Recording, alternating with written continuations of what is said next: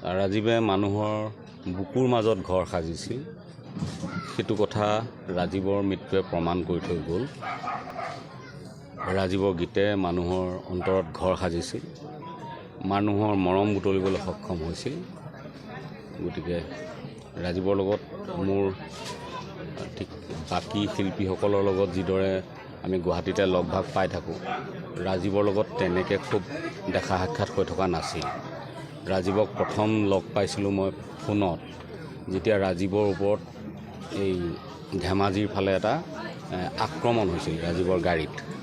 তেতিয়া ৰাজীৱৰ লগত কথা পাতিছিলোঁ, সাহস দিছিলোঁ আৰু প্ৰতিবাদ কৰিছিলোঁ দুৰ্বৃত্তক কৰায়ত্ব কৰিবৰ কাৰণে। সেইটোৱেই প্ৰথম যোগাযোগ।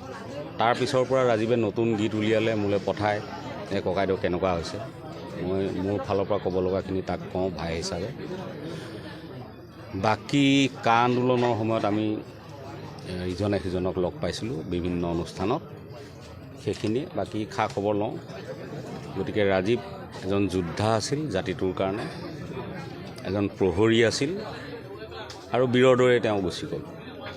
গতিকে তেখেতৰ যি বিদায়, সেয়া বীৰৰ বিদায়। আৰু বীৰক বিদায় জনাবলৈ মই বুলিয়ে নহয়, অজস্ৰজন আহিছে, গুণমুগ্ধ আহিছে। সামগ্ৰিক পৰিৱেশটো আপোনালোকে নিশ্চয় দেখিছে, কালিৰ পৰিৱেশ দেখিছে, আজিৰ পৰিৱেশ দেখিছে, ছ'চিয়েল মিডিয়াত দেখিছে। গতিকে ই প্ৰমাণ কৰিছে যে ৰাজীৱে ৰাইজৰ বুকুৰ মাজত ঘৰ সাজিবলৈ সক্ষম হৈছিল। এইখিনিয়ে ক'লোঁ। ময়ো ভোগালী বিহুৰ বাবে উজনি অসমলৈ আহিছিলোঁ।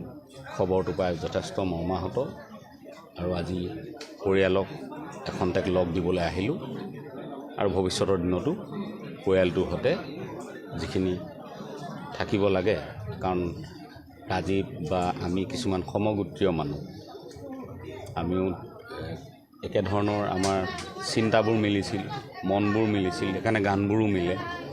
গতিকে ৰাজীৱৰ পৰিয়ালৰ ওচৰত নিশ্চয় আমি থাকিম। গতিকে প্ৰজাই যিটো মৰ্যাদা দিব লাগে সেয়া দিয়া দেখিলোঁ আমি।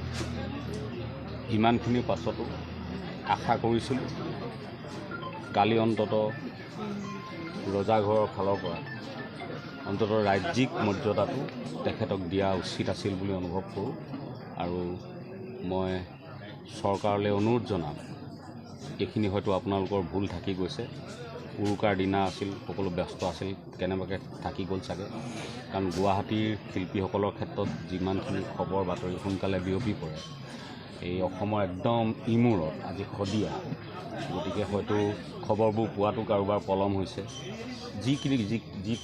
যি কাৰণতে নহওক, ৰাজীৱে ৰাজ্যিক মৰ্যাদাটো পোৱা উচিত আছিল। মই সেইটো অনুভৱ কৰোঁ। সেইখিনি চৰকাৰৰ ভুল হৈছে বুলি মই ভাবোঁ। আৰু বাকী যিসকল শিল্পীৰ ক্ষেত্ৰত পৰিয়াল পৰিজনৰ ভৱিষ্যতৰ কথাটো জড়িত হৈ থাকে, কাৰণ এজন শিল্পীৰ উপাৰ্জনৰ একমাত্ৰ পথ হয়। গতিকে ৰজাঘৰে অকণমান মৰমৰ দৃষ্টিৰে, দয়াৰ দৃষ্টিৰে চাব বুলি অনুৰোধ জনাইছোঁ। কাৰণ ৰাজীৱ সদায় ৰাইজৰ পক্ষত থকা মানুহ, ৰাইজেইটো ৰজা পাতে। গতিকে ৰাইজৰ মৰমৰ আপোন শিল্পী এজনৰ পৰিয়ালটোৰ সৈতে চৰকাৰে অকণমান মৰমৰ দৃষ্টি দিয়ক।